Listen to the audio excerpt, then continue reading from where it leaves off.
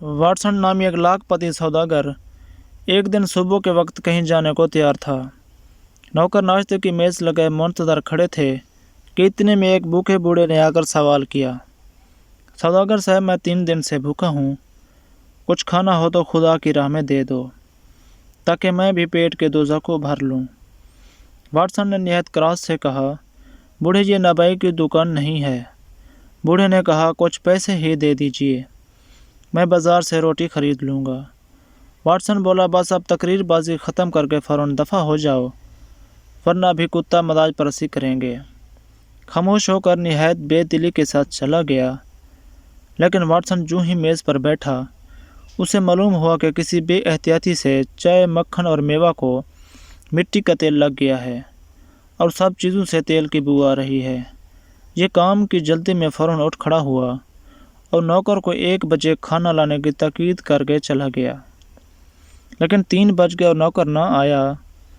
Watson भूख से बेताब हो रहा था। इसके एक मुअज़्ज़िज़ दोस्त ने आकर कहा, आपका नौकर 1 बजे खाना लेकर आ रहा था और मेरी मोटरसाइकिल से टक्कर लग गई।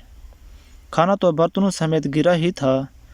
अफसोस नौकर को भी सख्त चोट आई, जिसे मैं अब शफा खाने पहुँचा कर बरहम पट्टी कराया हूँ। डॉक्टर कहता है नौकर चंद रोज़ में अच्छा हो जाएगा, मगर मैं इसके लिए माफ़ी मांगता हूँ। वाटसन दोस्त को रुखसत करके मकान पर आया और बावर्ची को रात का खाना तैयार करने का हुक्म दिया। मगर बावर्ची ने सर झुकाकर अर्ज़ की कि मैं खाना पकाकर एक मामूली काम के लिए कमरे से बाहर निकला था। वापस आकर जो देखता हूँ तो आपके कुत्ते ने सब खाना ख़राब कर दिया है। साहब सख्त झुंझलाए, मगर अब क्या हो सकता था। फल जो मंगवाए थे वो भी बदबूदार मालूम हुए। नाचार भूखा सोना पड़ा।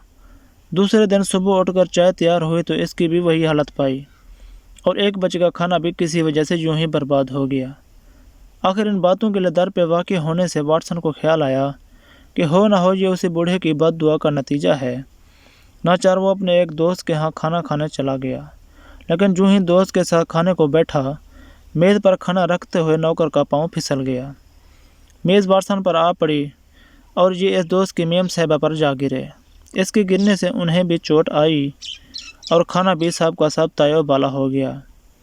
नाचार वाटसन शर्मिंदा होकर ये कहता हुआ उठ खड़ा हुआ कि मैं अपनी बदनसीबी में तुम्हें नाहक शरीक नहीं करना चाहता। अब ये दूसरी रात थी जो उसे फाके से बसर करनी पड़ी।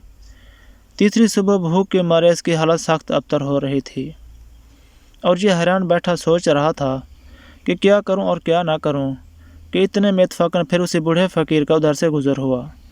वाटसन ने देखते ही आवाज़ देकर उसे पास बुलाया और अपना सब हाल कहे सुनाया। इसने कहा, साहब, बेशक तुम्हारी बेरुखी देखकर मैंने ही परसों खुदा से दुआ मांगी थी कि इलाही तेरा ये दौलतमंद बंदा इत्तफाक़ी की मुसीबत को बिल्कुल नहीं जानता जो तेरे भूखे बंदों पर गुजरती है। इसके बाद जो मुझे फ़ौरन एक जगह से कुछ रकम मिल गई, मगर उधर खुदा ने तुम्हें भी इस बेपरवाही का मज़ा चखा दिया। खैर, अब तुम चलकर मेरे साथ खाना खाओ, शायद खुदा तुम्हारे कसूर माफ़ कर दे। बूढ़े की बात सुनते लाखपति भूखा फ़ौरन साथ चला गया और इसके पुराने फ़कीर ने झोंपड़ी में जाकर खूब पेट भरकर बिस्कुट खाए और चाय पीने के बाद अहद कर लिया कि आइंदा मैं किसी फ़कीर का सवाल रद्द नहीं करूँगा। दोस्तों, हमारे चैनल को सब्सक्राइब ज़रूर करें। शुक्रिया।